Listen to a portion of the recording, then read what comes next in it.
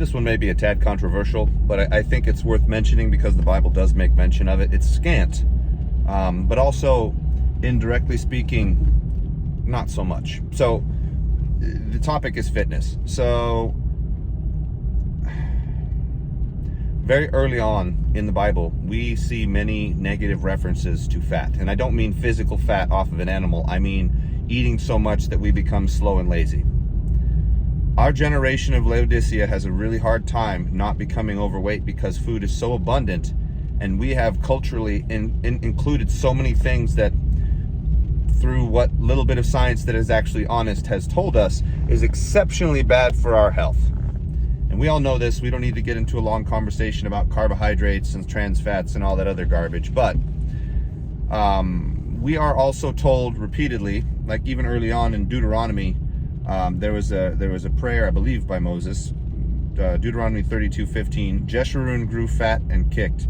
Filled with food, he became heavy and sleek. He abandoned the God who made him and rejected the rock, his savior. The Lord's going out of his way to make mention of the fact that there's a certain amount of inherent laziness inside of every human that, when brought to a certain point, it adds to their arrogance, right? That's different for everybody. I've met plenty of overweight, humble people. I'm not trying to castigate anybody for having these weaknesses. We all have different weaknesses, right? But we're also told pretty exclusively that these things are not a good thing ultimately. And ultimately, if you're able to maintain your spiritual status and not be arrogant and not let it like directly kill you, that it is going to shorten your life, period. It's not going to be a good thing in the long run. It is not good for your body. It is not good for your mind. And again, what little science we can see now that is for the most part honest, not always. It's definitely manipulated, by the way. I'm not going to say that like diet science is dead on. But that being said, what usually happens is companies will come out with a lie, and then later on down the road, we do find out that they were full of it. We were all fed a lie, but they made a whole bunch of money in the meantime. That's a different discussion, but eventually the truth does come out because God is just. But that being said, even before any of this existed, we were warned against eating too much. We were warned against getting too comfortable. We were definitely warned about letting our bodies decay from, Proverbs, a little rest, a little sleep, a little slumber. And, the lazy one doesn't get anything done and essentially ends up not being able to eat anything or ends up being a beggar because they're too lazy to get any work done. Their bodies have fallen apart, right? And if we look in 1 Timothy, when Paul was talking to the young pastor, 1 Timothy 4:8, for physical training is of some value, but godliness has value for all things, holding promise for both the present life and the life to come. So clearly, the Bible's whole purpose is our guide to get us from, point A, which is the point of faith, all the way to, technically it's the information to become saved, so before then even, but from then all the way to eternity, and then it's all gravy from there. And I mean that in a funny, ironic way. Anyway, my point here is, when we look at the Lord's life, for example, many times he would go pray. What did he do? He fasted. And again, science is not 100% dead on things, and I will never claim that is in fact the case, because it's very much abused and materialized and corporatized, and it's used to bludgeon people and to manipulate them. But we have come to understand that fasting actually does increase your lifespan. And what that means is our lifespans were actually probably a lot longer back when fasting was a regular process. Look at Eli, for example. Eli was the guy who essentially raised Samuel after his mother dedicated Samuel to the temple, right? Eli was 98 years old and died because his sons were evil and he was allowing them to be abusive, and they were probably fat too, but they were both killed in the same day. And then when Eli was told about the ark being taken by the Philistines, he is in surprise and falls over backwards, and because it literally says because he was heavy, his own weight caused his neck to break. So not a good thing, but again, 98 years old, not to say that he wasn't, clearly overindulging. He absolutely was, but he probably also fasted every now and then too. My point in all of this is there is a certain amount of self-responsibility that the Bible does suggest that we take upon ourselves. I don't know about you guys, but I've been in a position where I'm overweight and it makes me feel like crap. I'm 40 years old this year. I have gotten a pretty good control on things. I was actually a personal trainer for a long time, so these were things that I should have known. And actually grew up pretty overweight. So once I figured out that life in general was easier, I could move about easier, my brain would function better, my ability to learn, in this case, exclusively the Bible, which is the most important thing that we can learn. I've become somewhat of an addict, I'll be honest. I do enjoy staying in shape. I do enjoy being physically strong. And I can't say that, my level of extremeness is appropriate for everybody. It's certainly not. But we can read from the word repeatedly that, being fat and sleek, basically having no definition from eating so much, is quite bad for us. Also, sitting around, as the Proverbs very much describes, is very bad. He who doesn't work doesn't eat. These are things that we're told repeatedly over and over again. Laziness in and of itself is very much frowned upon. And in our country, especially now, it is actually easy to be active and physically lazy and overindulgent. Absolutely it is. And I think it was like that back in the original Laodicea, probably Thyatira as well, but they had trade unions, so people were working a little bit harder in that city. Sardis probably had that same problem.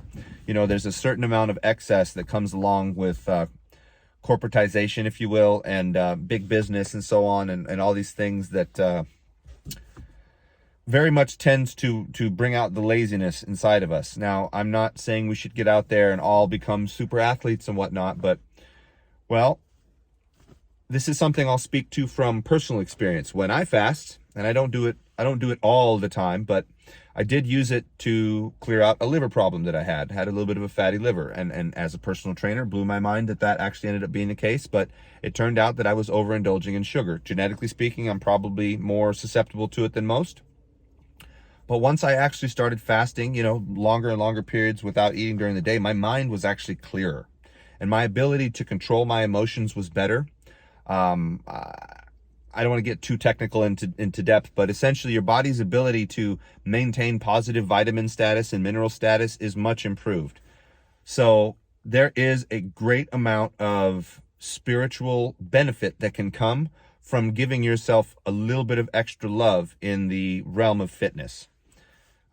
Do I suggest everybody go out and go crazy and start watching all these fitness videos? Not necessarily. Usually it just comes down to a simple matter of reading the word, respecting what it has to say about these things, and let's be clear, guys. If we're Christian and we're getting that notion that we're overeating, it's probably not just our conscience. The Lord doesn't want us incapable. He doesn't want us, clearly, if we don't work, we don't eat, right? So he doesn't want us sedate. He doesn't want us at all lazy, whether physically or spiritually. Clearly, the spiritual side is the most important. But again, if we're on his team, if we're doing what we're told, if we're learning the word, if we're growing in the word, we are going to come to a place where if we're overweight, we know it and we should do something about it. It's not easy. I don't suggest at all that is the case. But that being said, there is some spiritual benefit there. It can be used to your advantage. I'm sitting here. Sitting is not good for you, but because I'm in good enough physical shape, I'm not sitting here just falling asleep. There are times when I've had long days where if I sit down, I do tend to want to fall asleep, but that's also the body saying time to repair and recover. I'm probably being too hard on myself. I've got 7 kids. I try to help my wife. It's, my job is always on my feet. So there's something to that. And I don't even do it perfectly now. I try really hard, but it's still something that we all struggle with.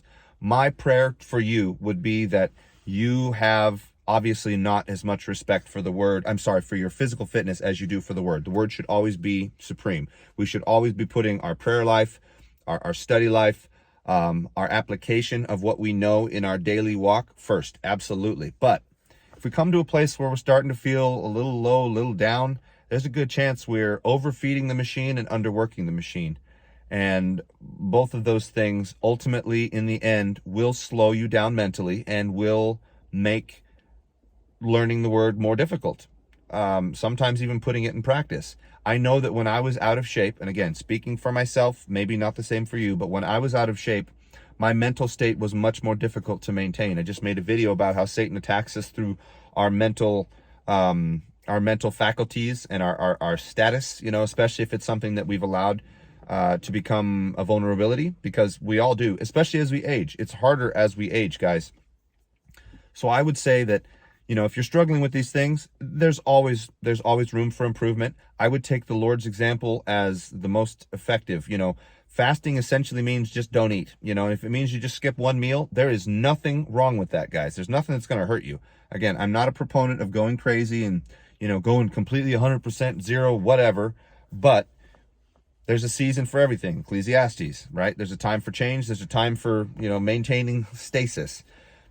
Maybe it's time for you to change. Maybe, you know, I do know, again, from personal experience, that it benefited me spiritually. It's benefited me and my family. It's kept me from letting my kids overrun me. You know, I have, like I said, I've got anywhere from mid-teenage all the way down to 5 months old. So if I'm not staying in as best shape as I can, I'm doing them a disservice too. If you have grandchildren, you know what it's like, right? Because again, I'm not the oldest person out there, but my little ones definitely make me feel my age, and I would much rather skip that cookie or you know, skip that smoothie or get that sugar-free coffee, you know, just straight black coffee, or maybe, you know what I'm talking about. Hopefully this is falling on receptive ears. And I know a lot of you personally that I've actually come to experience have already gone through all of these trials, and you know exactly what I'm talking about. So well done for those of you who have gotten on top of this. It's not easy.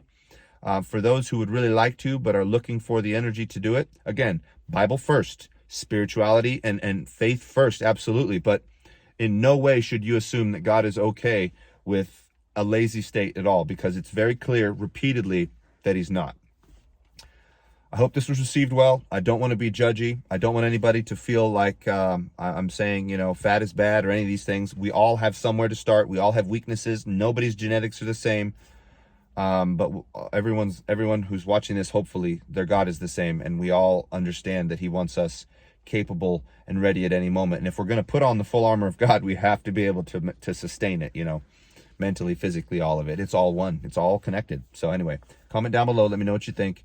Like, share, subscribe. Again, not trying to be too controversial, but it is a truth that is addressed in the Bible repeatedly, and there's no reason not to just be frank about it. And I hope this is received well, because I do genuinely care about you guys, and a time is coming where food is not going to be available. So perhaps now training ourselves to be ready for want is a good thing, because then mentally we'll be able to handle it because we're already used to it.